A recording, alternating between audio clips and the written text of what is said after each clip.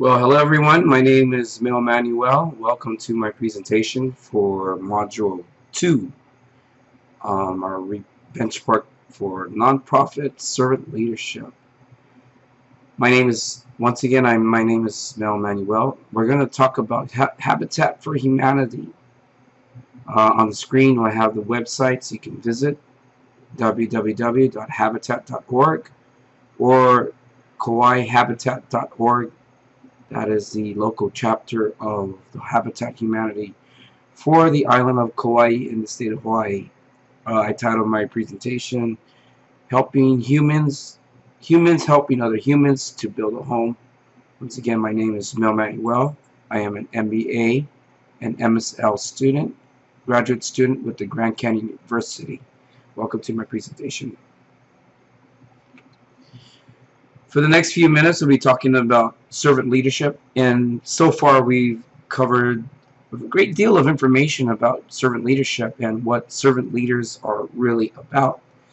And in this particular module, we're talking about nonprofit organizations and how their influence on a nonprofit, especially when most chief executives and administrators and CEOs tend to take on a role of responsibility for a nonprofit.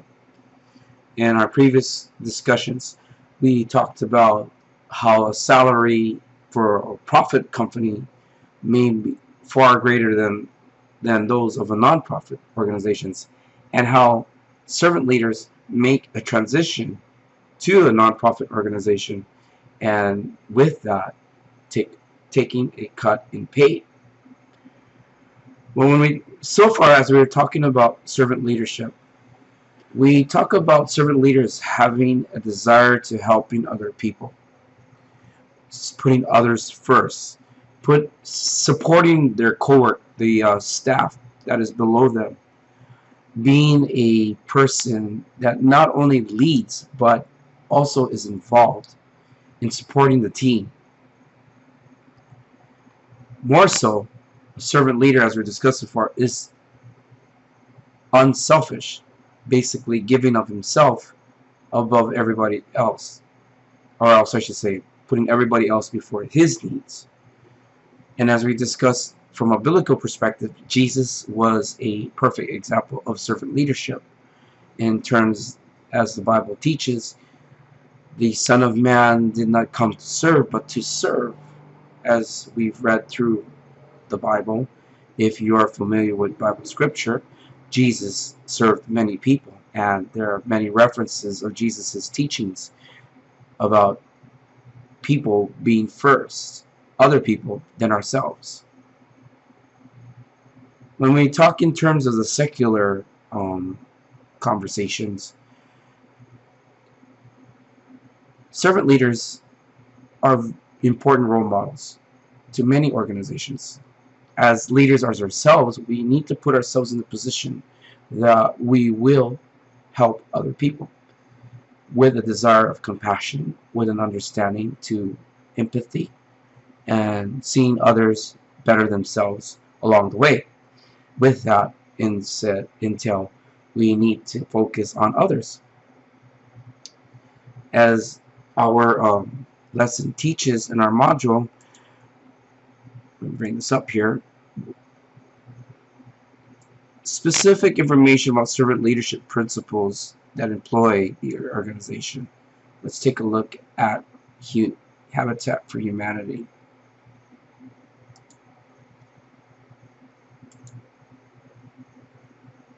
This is the organizational website of the main Habitat for Humanity. As we know, Habitat Humanity is a very well-respected nonprofit organization in the assistance of building homes with local contractors, volunteers, through donations and charities to build homes for people that are less fortunate or low income. Many communities around the United States benefit from this organization because of their compassion and their excellent motivation to help other people wanting to have a home. When we talk about Habitat Humanity, I'm very um, excited about this organization because they help so many people around the world, and as well as in the country, in our own country.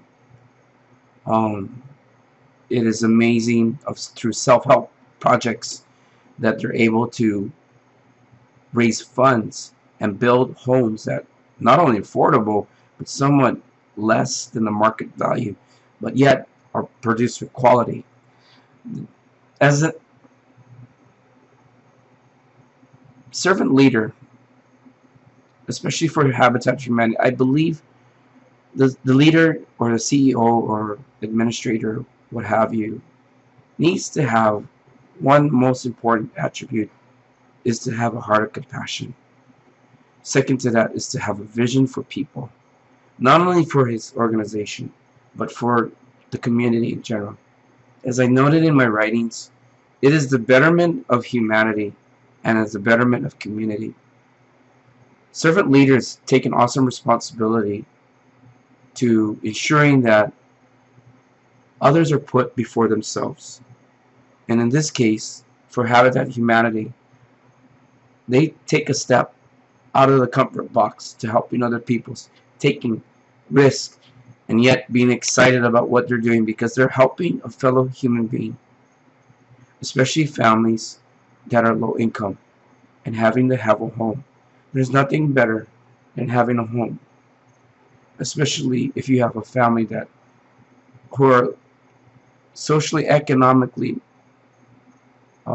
struggling. There are many families across the United States and here in Hawaii too that want a home, but they can't afford it. As you know, Hawaii has a very high, very expensive real estate market, and the homes are very expensive.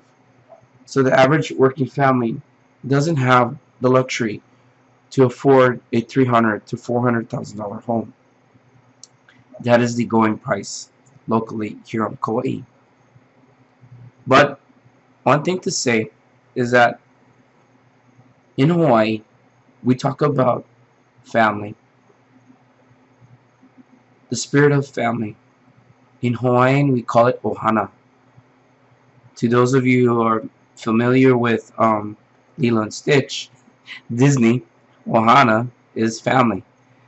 And that is part of the aloha spirit here in Hawaii. For servant leaders, they have to have a heart for family. I believe that not only for his own family, but as a leader is embracing the organization and treating it as family and seeing the betterment for them as well, as a provider, as a leader.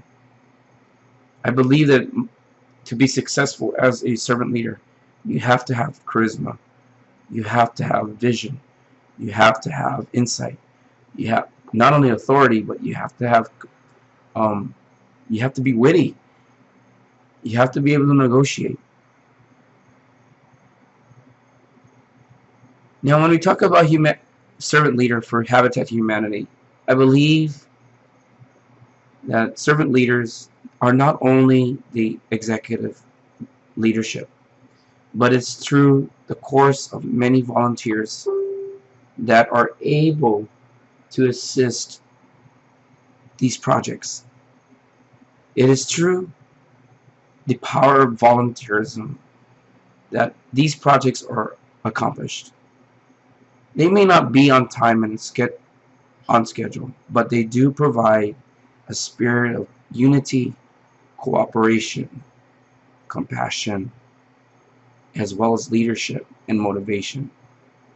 That's why I'm excited to talk about Habitat for Humanity. Let's take a look at my local chapter on Kauai. Once again, I live on Kauai in the state of Hawaii. For those of you who are watching and say, man, you got the best place to live. Yes, I do live in a beautiful island of Kauai in the state of Hawaii. For those who have vacationed here and or are thinking of visiting Hawaii, I do welcome you. The aloha spirit is here in Hawaii. But there are people, families, that are less fortunate, like any place across the country. But Habitat for Humanity on the local level has done many projects that have aided people. As you can see, like here on this link, Women Build the Community and Mobile Global Village. There are many projects here locally that are being are underway, or they're in negotiation, or they're being recognized. As we see, as you look at as I click over the link, volunteer. When we talk about volunteers, volunteers are important to many nonprofit organizations. As a servant leader, your heart needs volunteers, because as we talked about, nonprofits do not pay high salaries. It is out of the love of the heart for helping people and compassion for others that is the greatest reward for servant leadership, is to help other people and seeing them succeed, and to alleviate the hardship of life that often is associated with low income or struggling families having to work minimum wage jobs.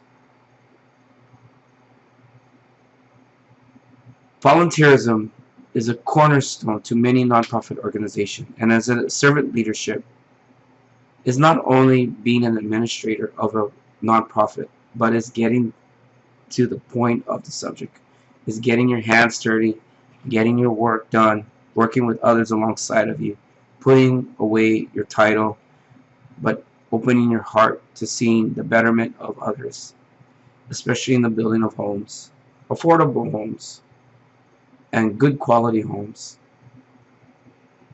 In recent years, there have been many projects here on Kauai involving self-help projects, where landowners would donate some partial of land, and they zone it for home or construction, residential homes. I believe as a servant leader, you're not only serving your organization, but you're also serving community, and being able to acquire these properties with the cooperation of financing and banking and government regulations, what have you. As a servant leader, you are stepping outside of your comfort box, or stepping outside of the box and taking a risk. But the exciting part is that the rewards is is helping other people and seeing them smile, and being grateful for their help. It is without a doubt that servant leaders are needed more in today's organizations. There are many nonprofit organizations that are great examples that have servant leadership qualities: United Way, Habitat for Humanity, the American Humane Society. I believe that any servant leader must have, first foremost, compassion. It is without compassion that it is without compassion. Let me rephrase that. You need to have compassion. We all need to have compassion, but more so, a servant leader needs to have a humble spirit and a heart of compassion, because that's what Jesus was a true example. That his heart was the Bible teaches that Jesus had compassion for the multitudes, but he came to serve, not to be served. So as a servant leader, taking an example from Jesus is the cornerstone of true servant leadership. Is that when we follow his role model as serving others, caring for others, and ensuring that others are cared for, is a cornerstone of who we are as servant leaders. Habitat for Humanity is an important nonprofit organization, as well as many others. But I believe in my heart that a servant leader for Habitat Humanity must have a vision for homes and families spirit of cooperation, unity, compassion, and most of the spirit of aloha and ohana. I hope you enjoyed this presentation.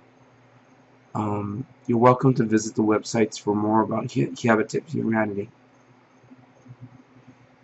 Once again, as my name is Mel Manuel, I am an MBA MSL student with Grand Canyon University. I hope you enjoyed this presentation, and I look forward to hearing your comments or suggestions. Aloha and mahalo.